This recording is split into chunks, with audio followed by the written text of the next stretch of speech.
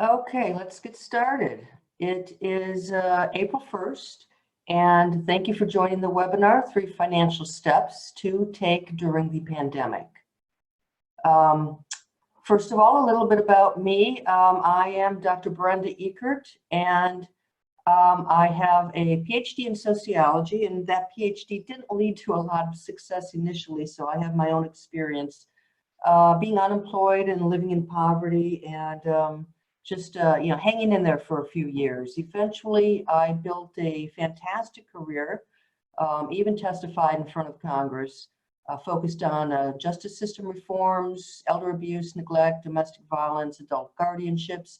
That career came to a sudden end, and it gave me the opportunity to decide what to do next with my life. And I really decided that I wanted to help other people reach financial freedom.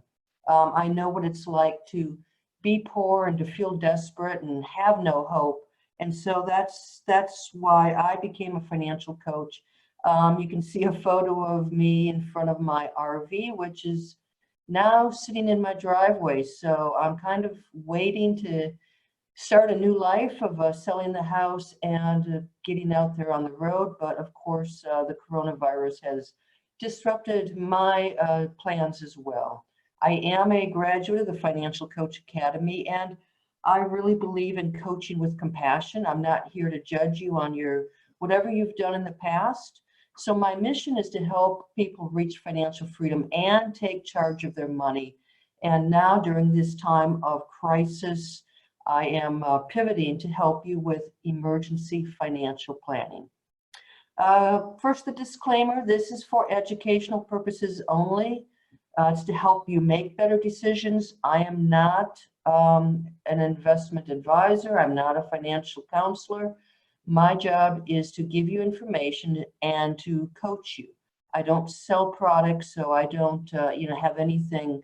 I can't help you, decide which funds to invest in or how to arrange your portfolio. So tonight we're going to talk about emergency financial planning and the 3 steps you need to take during this coronavirus crisis, the pandemic.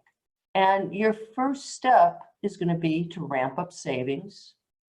Your second step is to really look at this in the context of a long-range perspective, and most importantly, avoid panic. And your third step is to create an emergency financial plan.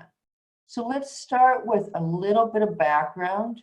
We are dealing with something called COVID-19. This became, the first outbreak occurred in China in December 2019. As of 2 days ago, this is where we are in the United States. We now have the highest number of cases, and the trajectory is anticipated to go up for at least the next 2 weeks. So we are in a very critical stage where social distancing and washing our hands and doing everything we can do to minimize our contact with coronavirus is critical.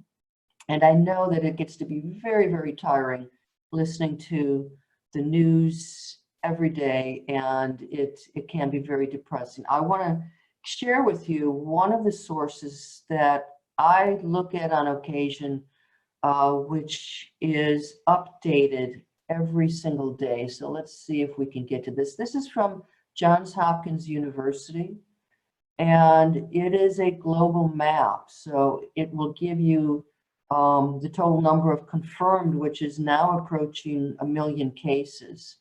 And what this allows you to do is to go in here and actually look on what's happening in your particular state, even within your county. And so the interesting part for me is that I've been doing my webinar now. This is the 3rd week, and this map is getting redder and redder. So you can see, like, I'm in Virginia, so I can glance to see what's happening. This is my county, and so I can see what's going on in my county. And so that's a really good resource for you. I will give you this presentation afterward. There's no reason to take any notes. All of these links will be active in the material that I give you. So you can just go on there anytime. And by the way, I update this sometimes daily, but certainly every week it's updated. So every time you go into this link, you're going to get a fresher presentation. So the U.S. federal government responses, again, this is a moving target as well. So if we look at the first response, this is what's referred to as phase 1, and this focused on vaccine research and development, signed into law March 5th, $8.3 billion in funding to treat and prevent the spread of COVID-19. And phase 2 was March 18th. It focused on paid sick leave, unemployment benefits, plus then your tax deadline was moved from April 15th to July 15th. So that is the March 18th. And by the way, the 14-day paid leave covers just about 50% of American workers. So a lot of people did not qualify based on the size of their corporation, their company. And now we're at phase 3. This was passed, signed into law on Friday. It's a stimulus and emergency aid package. This is $2 trillion. The piece that affects individuals the most is this set aside. So the majority of people are going to see a check in the mail to help you through this period. The other parts of the program are small business loans, unemployment insurance benefits, and loans for distressed companies. And there is talk already of a phase 4. Right now, the Democrats are proposing a 4th package with more direct payments and money for state and local governments and funding for infrastructure. So we'll see what happens in the future, but this is where we are today. So one of the big things you might be wondering is, what about this stimulus package, and am I going to get a check? Well, it's the checks, some project, it depends on the speed in which you're going to get this, depends on whether you electronically filed or not. So if you e-filed, you'll get money directly into your bank account a lot faster than those who had checks sent. So here's the details. It's $1,200 for individuals, $2,400 if you filed a joint tax returns. If you don't have, if you have very little or no tax liability, you will get at least $600. And families receive an additional $500 for each qualifying child. But this depends on your income. So if, as an individual, your income, and I think this is modified adjusted gross income, if it exceeded $75,000, that the amount you receive will taper out $150,000 for a joint return. The feds will use your 2019 return if you filed it. Otherwise, they will look at 2018. And I've included a link here. This is a really neat check calculator from Kiplinger. So you can go to this website and it will ask you your filing status, number of children, your income, and then you submit it and it will tell you how much you will be receiving with the stimulus check. So that's a terrific resource for you. So let's get to the logistics of those 3 steps you need to take. And the first of these is, no surprise, is to ramp up your savings. And I want you to just think about how you generally respond to stress, because the way you respond to stress impacts how much you can save and whether you need to do some extra things to try to avoid some of those bad habits that you may have developed. So let's talk about how you respond to stress. So there are helpful things you can be doing, and there are not so helpful things that you can be doing. You can sell things that you don't use, so you add a little bit of money because you've sold some things, ignoring the entire situation. And that's not going to get you anywhere. It doesn't help you. Buy stuff you don't need online. So if you're one of those folks who is susceptible to retail therapy and you find yourself on Amazon kind of clicking that buy button be careful. That is certainly not helpful in this time. Exploring side hustles, extra jobs that you can do or ways that you can bring in income. That is absolutely a positive, a good way to use your time. And a lot of people are spending the time cleaning and organizing the house. That's a great activity and helps you, minimize all the clutter that you might have around. Walking outdoors, trying out online yoga classes. There are more and more businesses and going online and offering free courses, free online courses. Check some of those out. Drowning your sorrows in wine, well, might be helpful temporarily, but not in the long run. So I understand the need to self-medicate, but let's try to move forward with more helpful habits. Conspiracy theories, absolutely don't bother with it. Lose sleep from worrying, but refuse to address the problem. Again, very unhelpful. You can, one of the things you can do is think ahead of doing your grocery shopping. So you're out there only once a week, maybe once every 2 weeks.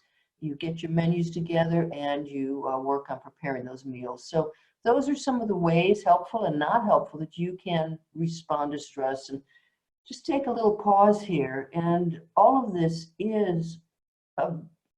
could be the most stressful time of your life. And so just breathe a little bit, and we're going to come up with some helpful solutions to some of the things that you may be facing. So the biggie, financially, what are you going to do if your paycheck ends, or maybe you end up with high medical costs that you just can't pay for? And the reality is that about half of Americans say they live paycheck to paycheck. And almost 70% of Americans have less than $1,000 in savings. So a lot of people do not have a cushion. And so next month's rent, next month's mortgage, next month's utility bills, or I should say this month, since it's already April 1st, a lot of people are getting pretty nervous about their ability to pay them. So let's start with number one. And if you have already lost your job, or maybe your job is in jeopardy, this I just updated today. So you have some more benefits that you didn't have a few weeks ago. So I want you to think about what your unemployment benefits are. And even if you do have a job today, you might want to think about this, what happens if in 2 weeks or the end of the month, that job, you're furloughed, or you have to take time off. So the new federal law, unemployment benefits are a state benefit, but the federal law provides states the flexibility to pay benefits if, so due to COVID-19, an employer temporarily ceases operations, so you can't come into the office, or you're quarantined with the expectation that you're going to work after the quarantine is over, or you leave employment due to the risk of exposure or infection, or to care for a family member. So the feds have expanded those, and given the states the ability to expand their benefits in particular response to COVID-19. Plus, the new federal law allows states to extend benefits to self-employed and gig workers and provide an extra $600 per week as an additional 13 weeks of benefits. So hopefully, if you are in this situation, you are going to be okay. Just make sure that you have applied for unemployment benefits. And this is the place to do it. Again, this link is available to you. So this is the Unemployment Benefits Finder. All you do is put in your location, and it will give you the links. And it also has up-to-date information on unemployment benefits and coronavirus. So that's an excellent resource for you to begin to think about what happens if you do lose your job. Now, this is there's no better time right now than to look at your starting point in terms of what do you have? So what's your net worth? What are your assets and what are your liabilities? So if you don't have access to unemployment or your benefits are going to run out, if your unemployment benefits don't cover your expenses, what are you going to do? And I really love the net worth statement because everything is on one piece of paper. And again, I'm going to give you the worksheet so all of these totals add up automatically when you enter your information. And this gives you everything on one place. So your assets are simply what you own, savings accounts, checking accounts, CDs, retirement accounts, stocks and bonds, even your house. Liabilities are the things that you owe, like your mortgage or maybe student loans, auto loans, balances that you carry over on credit cards. And so when you look at this all together, you know, it gives you a really good sense of where you are in terms of, you know, how that's balancing out. So I know some people have a lot of assets, but then the liabilities might be even greater than the assets. So this might actually be a negative number. And again, this is just a starting point. This is something that you look at objectively and just say, okay, this is what I have. And later on, this is going to help you figure out when you withdraw funds, if you withdraw funds, it's going to help you give you the direction as to where you withdraw funds from first. So this is also a download that you will have access to when I give you this preview version. So what can you tap into for emergency funds? And I've got this into 3 tiers. So the first tier really is, you know, which assets can you get out fast and don't have really any penalties associated with them. So obviously cash, checking savings account, CDs, a home equity loan or line of credit is a possibility. Check your credit card points. If you've got cash back, this might be a good time to cash some of that out. A second choice is, you know, some of the credit cards might be offering 0% balance transfers, or even your credit card might be offering some deals. Store cards, maybe there's an individual that will allow you, or you know, you can get a personal loan. Check your employer. They may have some type of loans or some type of emergency options now during the coronavirus. And the Roth IRA, that's a possibility. You have to look at what you've contributed to over the last you know, 5 years previous, but typically you can get funds out of the Roth IRA, what you contributed, not the earnings. And there are some peer-to-peer lending. There's also 401k, or for a lot of employers allow you to borrow from your 401k, but you have to be careful with this because most of the time you have to pay it back before you leave that employer. And it's not, you know, desirable, but if worse comes to worse and you've got funds sitting in a college fund, you can withdraw it. You may have to pay penalties, but also it looks like the federal government may, for 2020, eliminate some of those penalties for withdrawing from your retirement funds and possibly college funds. So it's not a bad option if you need funds right now. And your third choice, I hate to even put this down here. These are really predatory loan options, title loans like your car title, payday loans, and those are really high interest loans that people often never get out from under. So try your very best never to move into that third option. Focus on this first choice options. So your plan is to accelerate the amount of money you have in your emergency savings account. And how do you do that? Well, one of the things you're going to do is to cut expenses. And if you're looking for the big wins, cut the big 3 expenses. And that's housing, transportation, and food. And some of these I know you've been forced to cut because your favorite restaurants are probably closed. It's not safe to eat out.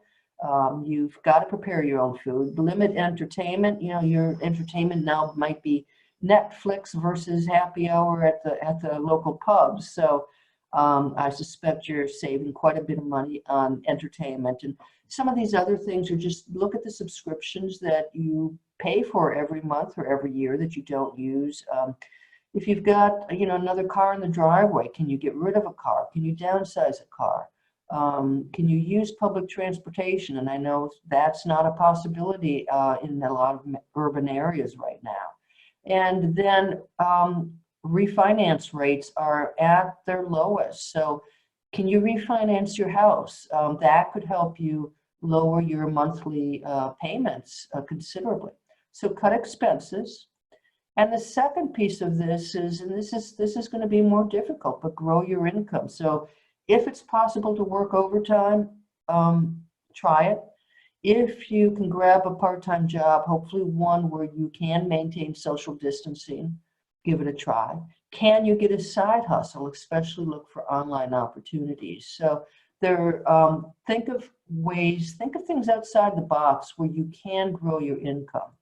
So cutting your expenses, growing your income, and then moving up to the summit as fast as you possibly can. So you want to accelerate your emergency savings.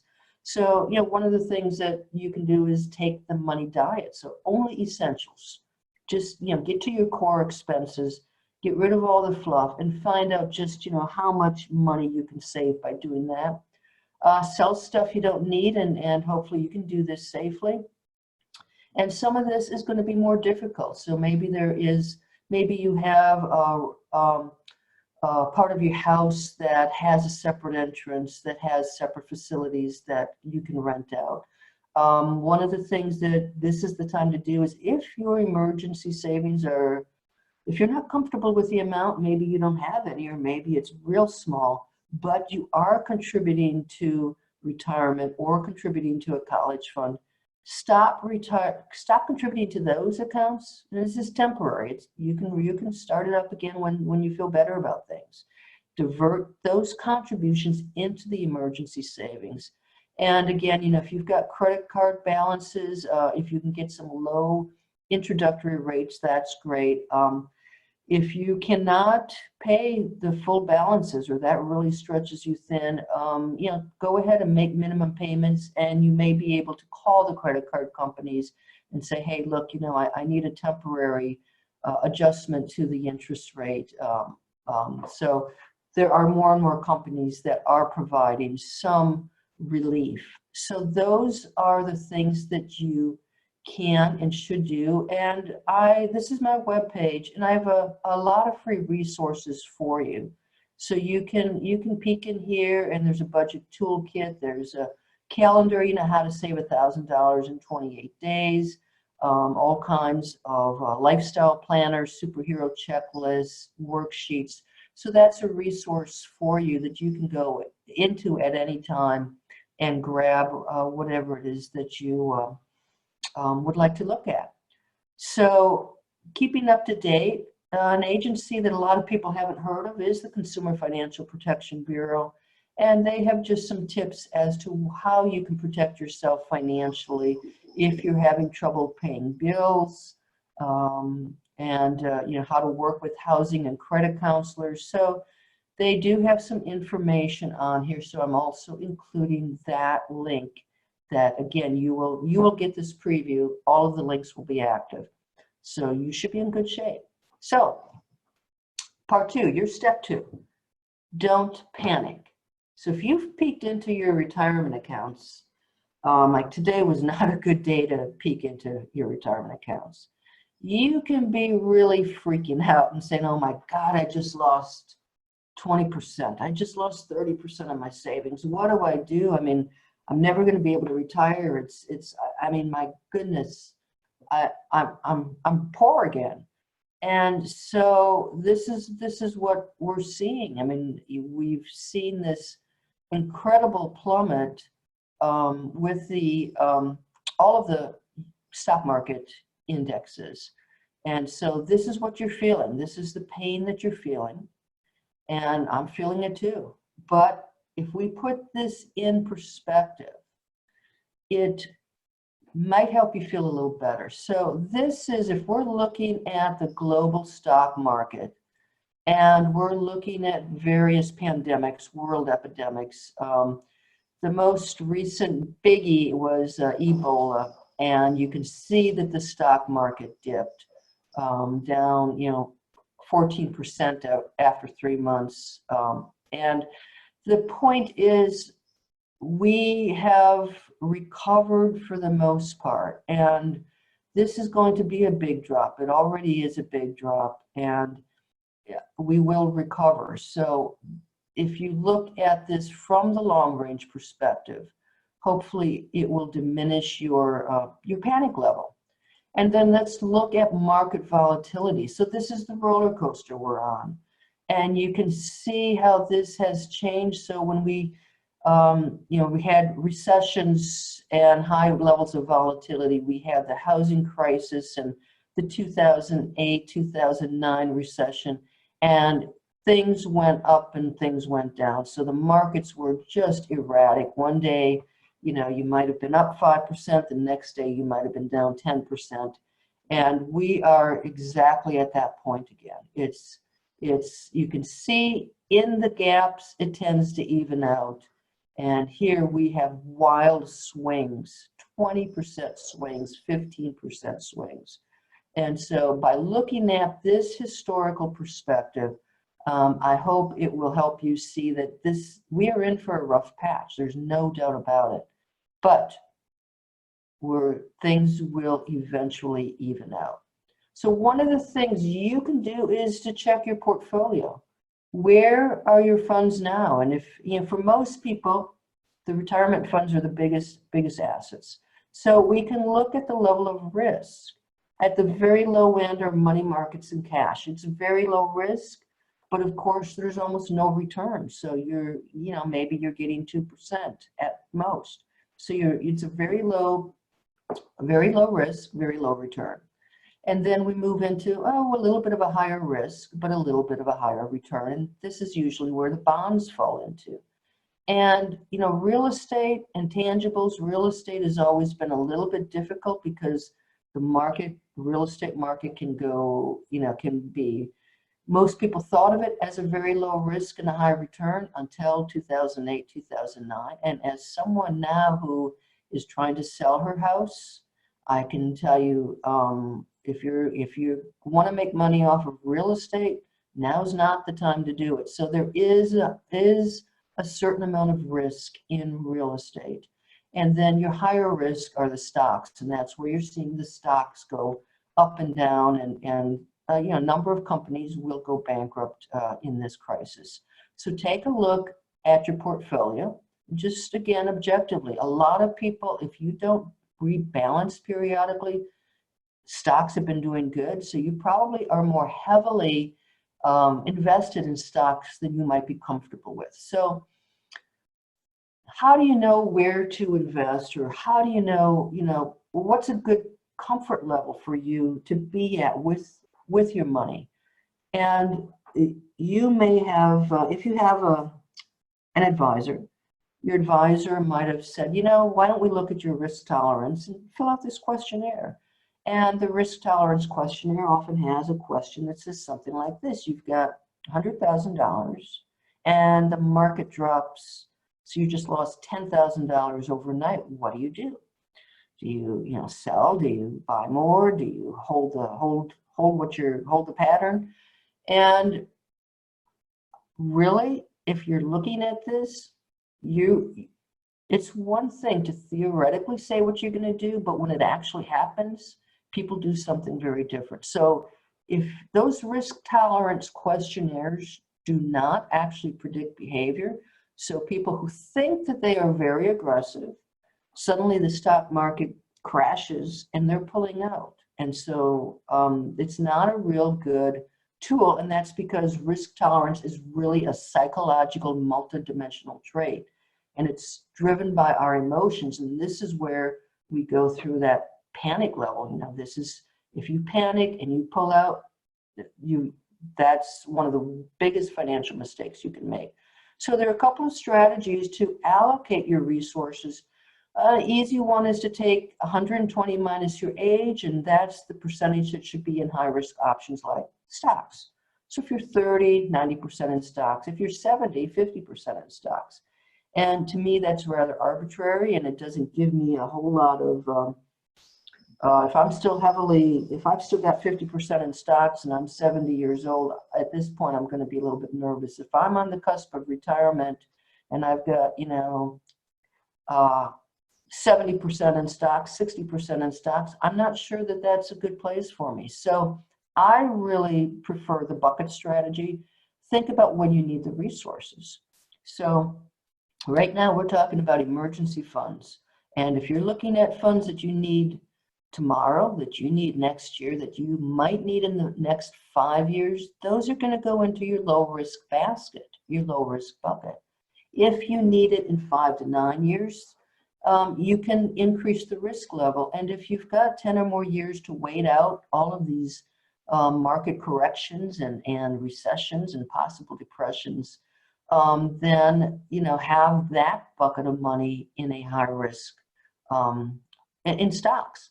So this helps me sleep better at night. This is sort of the strategy that I use. I am I am closer to retirement than not, and so I've moved my investments to less aggressive because I may need them sooner than somebody who's 40 years old.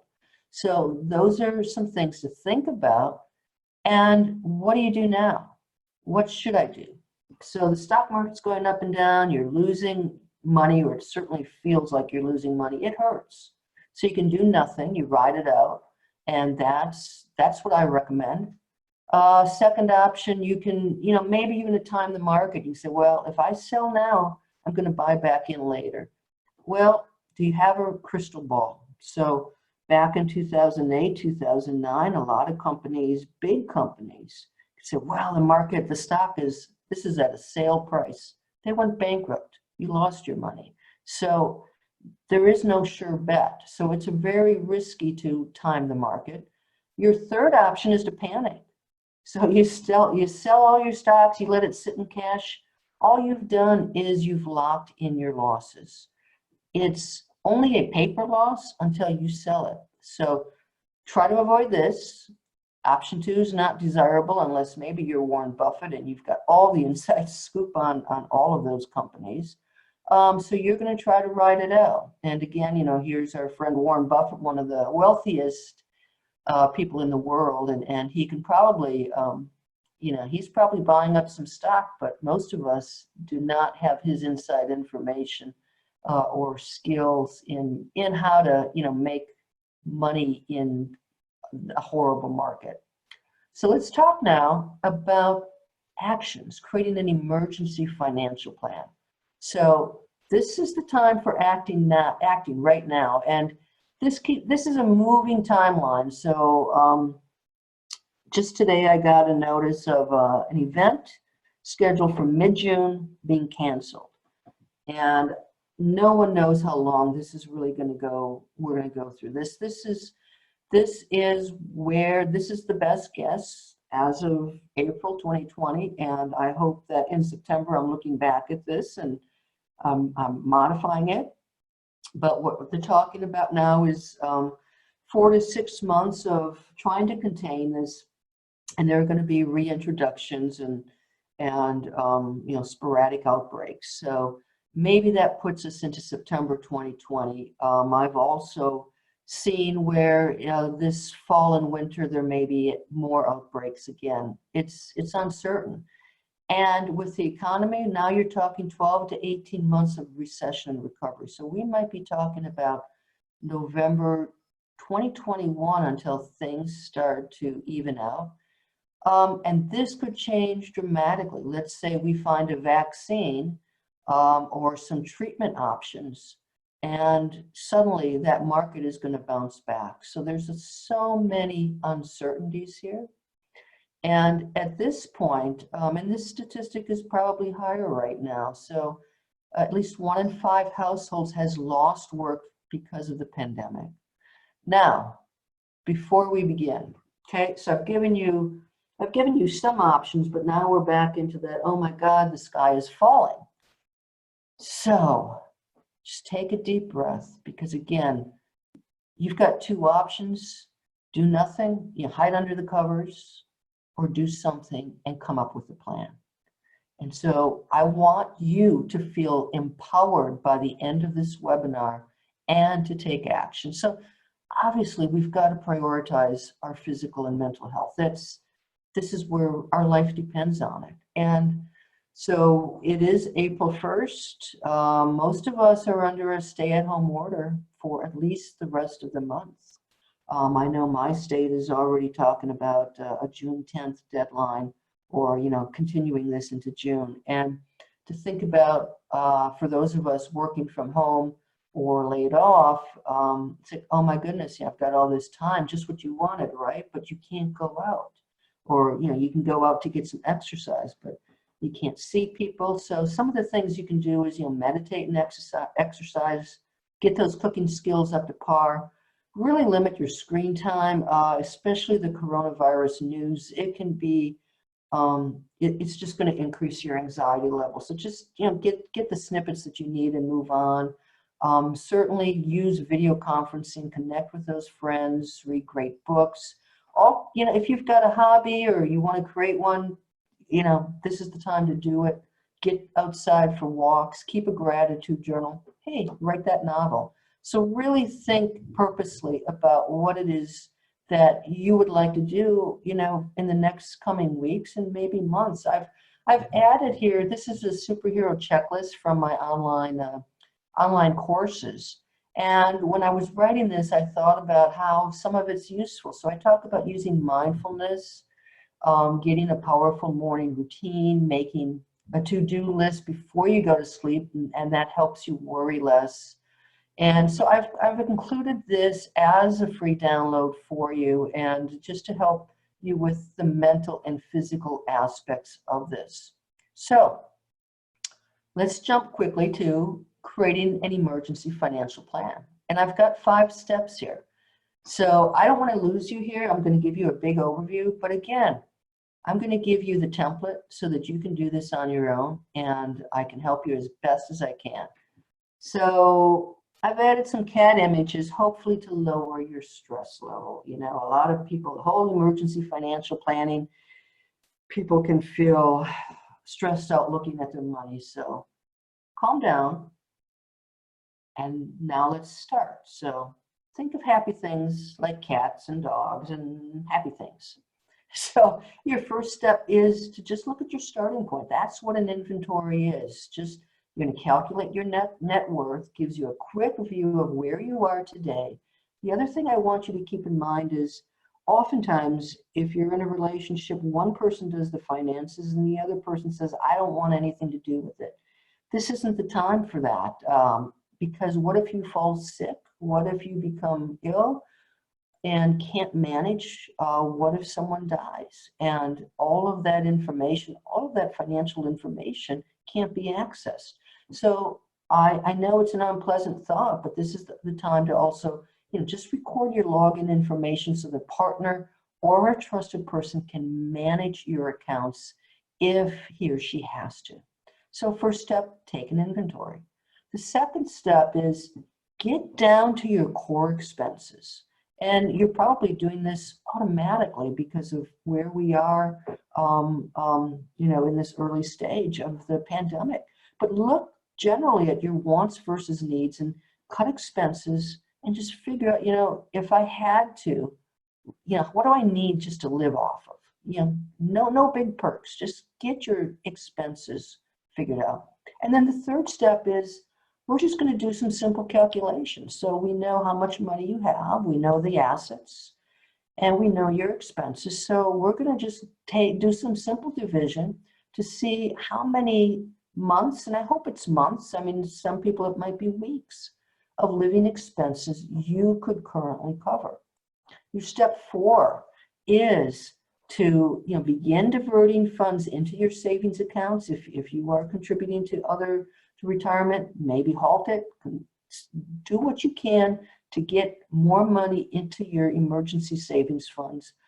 boost the amount of savings. And the steps you're going to take are going to depend on whether you are still working and getting that paycheck, or if your hours have been cut, or maybe you're laid off or out of a job. So your fifth step is to make a plan, and you're going to write down your emergency savings goals. You include a date, and this is the key. You're going to take actions. If I give you a plan, if you write down a plan and you do nothing with it, what's the point? You've wasted your time. It's a piece of paper. So if anything, this is the time to think outside the box, to explore all your options, and it's going to, by taking charge of your finances, you're actually going to lower your level of anxiety and stress, and that feeds into better health. And so now you might be like, well, okay, how do I do this? Here you go. I'm going to give you the emergency financial plan template. And what this does is, and here's the link that you can download this for yourself.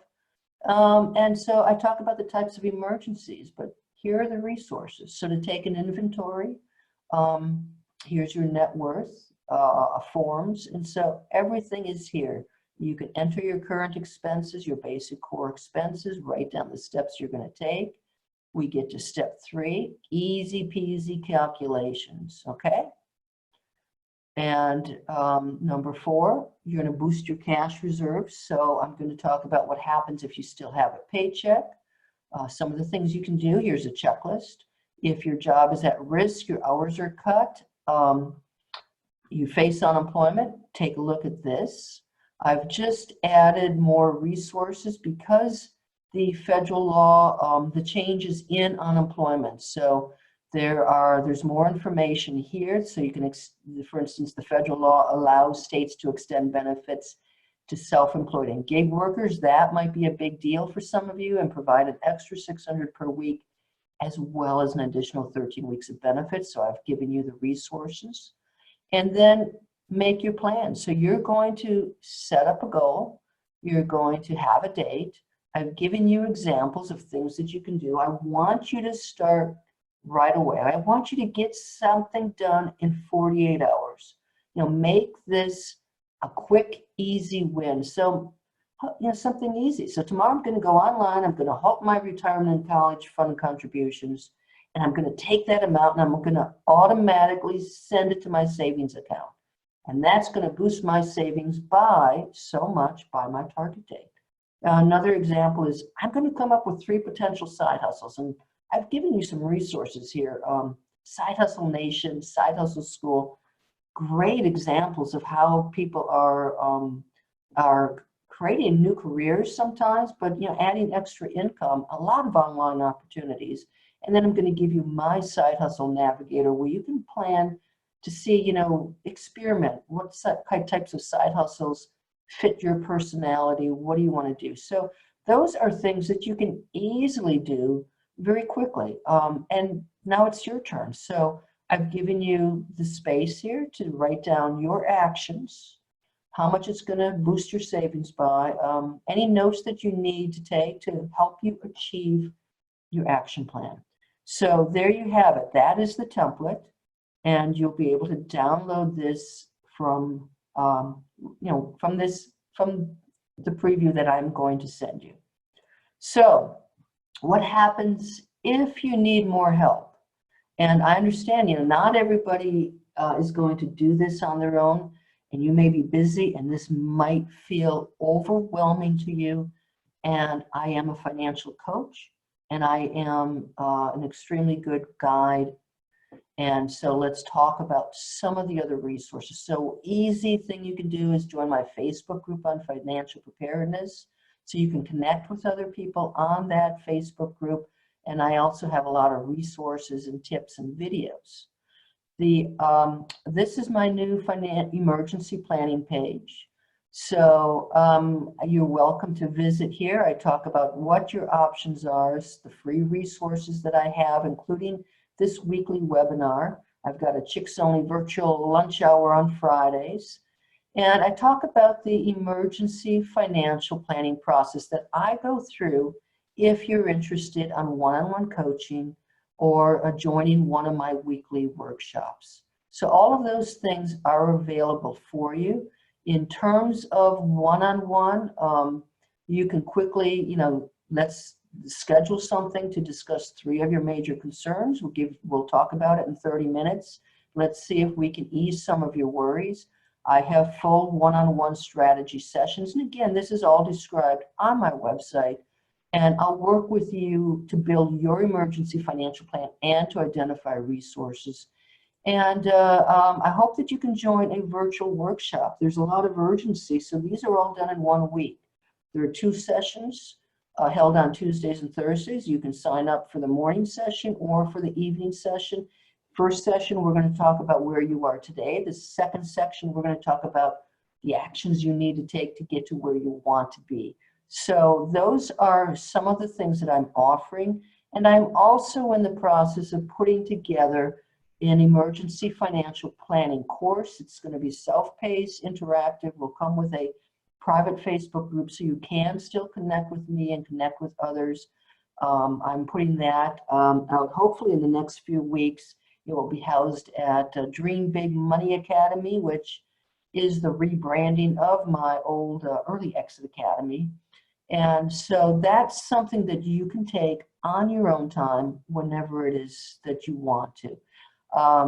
If you want to email me, Brenda at Dr. Brenda Money Coach works very well. And I just want to thank you for joining me here today. If you registered for this and you weren't able to attend, please, stop by next week. I know that everything is, your schedules are a little bit chaotic right now, if you even have a schedule. And if I can help in any way, please feel free to contact me. Thank you very much. Take care of yourself and be well.